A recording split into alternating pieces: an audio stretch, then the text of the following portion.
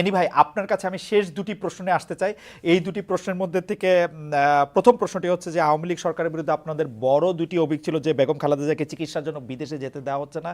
আমরা দেখেছি এই সরকার, অন্তর্বর্তী সরকার ক্ষমতা গ্রহণের মধ্যে দ্রুততার সাথে বেগম খালেদা জিয়ার মামলার ব্যাপারটি নিষ্পত্তি করা এবং তার পাসপোর্ট ফিরিয়ে দেওয়ার একেবারে চেষ্টা করেছে, কিন্তু বেগম খালেদা জিয়ার বিদেশে যেতে কি আসলে কোনো বাধা রয়েছে কিনা, তিনি দেশে যাচ্ছেন না কেন? এবং আরেকটি অভিযোগ ছিল যে তাদের হামলা মামলার আশঙ্কার কারণে জনাব তারেক রহমান দেশে ফিরতে পারছেন না, এরকমটা আমরা শুনেছি। কিন্তু এই সরকার ক্ষমতা এসেছে, সেটিও 60 দিন হয়ে গেল, জনাব তারেক রহমান দেশে ফিরছেন না কেন? বেগম খালেদা জিয়াকে কেন বিদেশ নেওয়া যাচ্ছে না, যেটি প্রধান দাবি ছিল? আপনি যদি খুব সংক্ষেপে আমাদেরকে একটু বলেন। আসুন, দেশনেত্রী বেগম খালেদা জিয়া দীর্ঘদিন অসুস্থ ছিলেন, এখনো অসুস্থ আছেন। ওনার বিদেশে যাওয়ার ক্ষেত্রে এখন কোনো বাধা নেই। তবে এখানে বিদেশে যে ডাক্তার বিদেশে কোথায় যাবেন সেগুলো একটা প্রিপারেশন আছে, সেই প্রিপারেশন নিয়ে আমরা অপেক্ষায় রয়েছি। ইনশাল্লাহ খুব শীঘ্রই আমরা চেষ্টা করবো দেশের বেগম খালেদা জিয়া উন্নত চিকিৎসার জন্য দেশের বাইরে উনি যাবেন। এবং আমাদের প্রিয় নেতা জনাব তারেক রহমান, তিনি ওনার যে মামলাগুলো তিনি নিজে মোকাবেলা করতেছেন, মামলাগুলো যদি আইনি প্রক্রিয়া সবকিছু সমাধান হয়ে যায়, খুব শীঘ্রই ইনশাল্লাহ উনি দেশে ফিরবেন এবং বাংলাদেশ যে বিএনপি এবং এই দেশের রাজনীতিতে ওনার ভূমিকা উনি যেভাবে পালন করেছেন তার চেয়ে বেশি এবং দায়িত্বশীলতার সহিত উনি পালন করবেন। আমি ব্যাপারটা এনি ভাই একটু বুঝতে চাই যে জনাব তারেক রহমানের বিরুদ্ধে মামলা এখন রয়েছে, কিন্তু তিনি কি এখনো এই একই আশঙ্কা করছেন যে তিনি দেশে নামার সাথে সাথে তাকে গ্রেফতার হতে পারে?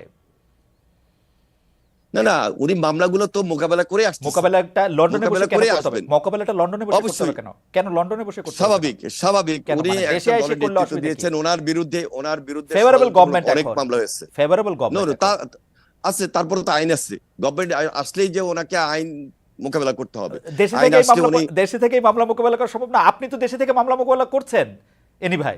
তারেক সাহেবের তারেক রহমান না, তারেক রহমানের জীবন সব সময় আওয়ামী লীগের কাছে তখন এখন এখন এখন এখন এই 60 দিন আওয়ামী লীগের হিসাবে আমি আনতেছি না, এই 60 দিন এই সময়ে উনি আসবেন, উনি মোকাবেলা করে আসবেন। এই কারণে আসবেন যে উনি এসে যেন আমাদের সঙ্গে সম্পৃক্ত হয়ে জাতীয় রাজনীতিতে ওনার যে ভূমিকা সেগুলো তিনি সরাসরি আমাদের সঙ্গে থেকে কাজ করতে পারেন। উনি আসার কারণে, আইনের কারণে যদি ওনাকে জেলে যেতে হয়, সেই জিনিসটা আমরা জামিন হবে সেটা তো কি অসুবিধা? ওনার তো আর সর্বোচ্চ আদালতে না জামিন হবে, জামিন এটা ইন্টারেস্টিং। তবে এনি ভাই আমার কাছে মনে হয় এটি আপনার সাথে তারেক সাহেবের কথা হয়, ওনাকে জামিন দিয়ে দিবে। আমার সাথে মনে হয় যে আপনার সাথে তারেক সাহেবের নিয়মিত কথা হয়, আপনার দলের মধ্যে এটিতে আপনারা একটি পরিষ্কার সিদ্ধান্ত জাতির সামনে দিলে এটি মনে ভালো হয়।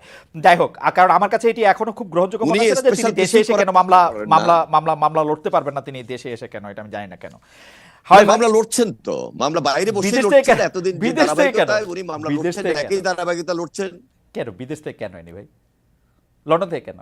নাহিদ, আপনারা কি তারেক সাহেবকে আসতে দিচ্ছেন না? না না, আমাদের পক্ষ থেকে তো এরকম এটা মানে তিনি ইচ্ছা করলে আসতে পারেন, এটা তা আইন রয়েছে, সেই আইন অনুযায়ী। আমার কাছে মনে হচ্ছে যে এই ব্যাপারটা নিয়ে আসলে আমরা নিশ্চয়ই একটা ক্লিয়ার পিকচার পাবো। আমার এনিভার জন্য আরেকটি প্রশ্ন আছে, সেই প্রশ্নটি আমি একটু করে